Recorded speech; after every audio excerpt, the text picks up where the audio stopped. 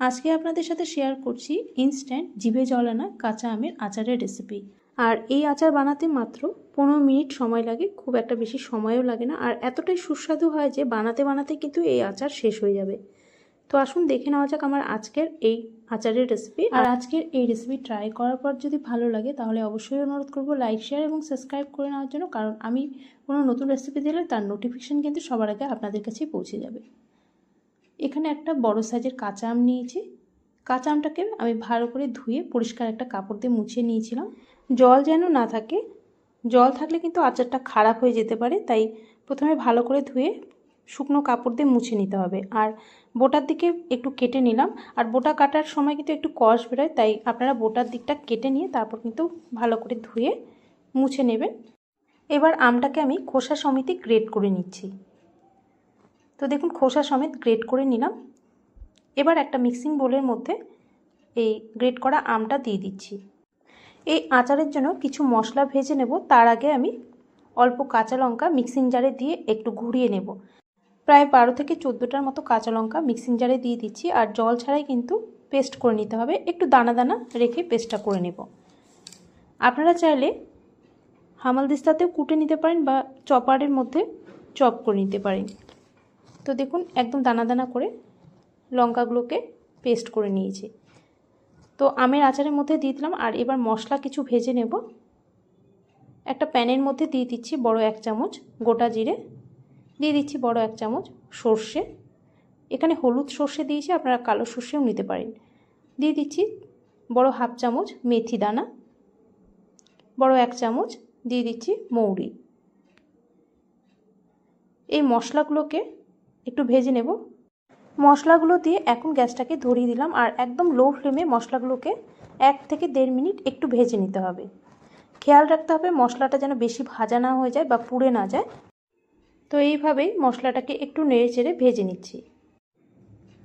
তো মশলাটা দেখুন এখন ভাজা হয়ে গেছে। এই মশলাগুলোকে নামিয়ে একটু ঠান্ডা করে নেব, তারপর মশলাগুলোকে গুঁড়ো করে নেব। গ্যাসটা অফ করে দিলাম। তো মশলাটা অন্য একটা পাত্রে নামিয়ে নিচ্ছি। ওই প্যানটা বসিয়ে আবারও গ্যাসটা অন করে অল্প সর্ষের তেল গরম করে নিচ্ছি। প্রায় 1/2 কাপের মতো সর্ষের তেল ভালো করে গরম করে এক সাইডে রেখে দিচ্ছি একটু ঠান্ডা হওয়ার জন্য। আর এদিকে দেখুন মশলাগুলো ঠান্ডা হয়ে গেছে। মিক্সিং জারে দিয়ে মশলাগুলোকে একটু দানা দানা রেখে গুঁড়ো করে নিচ্ছি।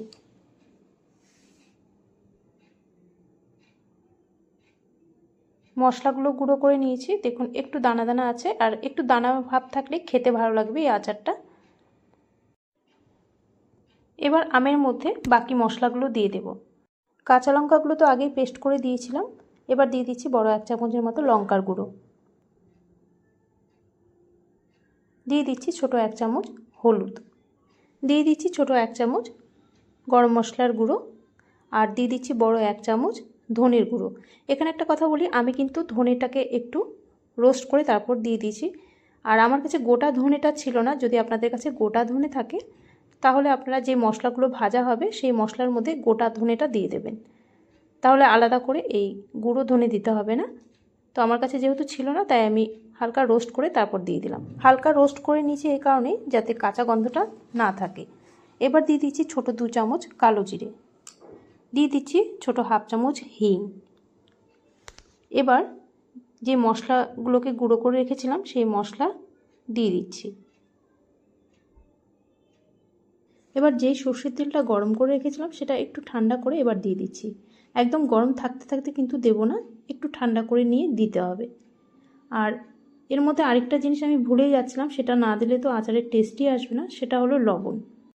আর যে কোনো আচারেই লবণটা কিন্তু একটু বেশি করেই দিতে হয়, নয়তো আচার টেস্টটা ভালো আসে না। এখানে প্রায় বড় 1/2 চামচের মতো লবণ দিয়ে দিচ্ছি। আর একটু বিট লবণও দিয়ে দেব। বিট লবণ দিলে আচারের টেস্টটা কিন্তু খুব ভালো আসে, তাই ছোট 1/2 চামচ দিয়ে দিচ্ছি বিট লবণ। এবার ভালো করে সব কিছু চামচের সাহায্যে মেখে নিচ্ছি। আর এটা মিক্স করার সময় যদি আপনাদের কোনো কিছু কম মনে হয় সেটা কিন্তু আপনারা আলাদা করে অ্যাড করতে পারেন। যেমন ধরুন লবণ বা তেল যদি আপনাদের মনে হয় যে একটু কম হয়েছে তাহলে একটু তেলটাকে গরম করে তারপরে একটু ঠান্ডা করে তারপরে মিশিয়ে নিতে পারেন। আর যদি এই কোয়ান্টিটিতে রাখেন তাহলে কিন্তু যেরকম আমি মাপটা রেখেছি সেই মাপে দিলে কিন্তু একদম ঠিকঠাক আচারটা রেডি হয়ে যাবে। আর এই আচারটা যেহেতু ইনস্ট্যান্ট বানিয়েছি তাই এই আচারটাকে আমি ফ্রিজের মধ্যেই স্টোর করে রেখে দেব। আর যদি মনে হয় এই আচারটা আপনারা অনেক দিন পর্যন্ত স্টোর করে রাখবেন সেক্ষেত্রে কিন্তু মাঝে মধ্যে রোদে দিতে হবে, তাহলে আচারটা অনেক দিন পর্যন্ত ভালো থাকবে।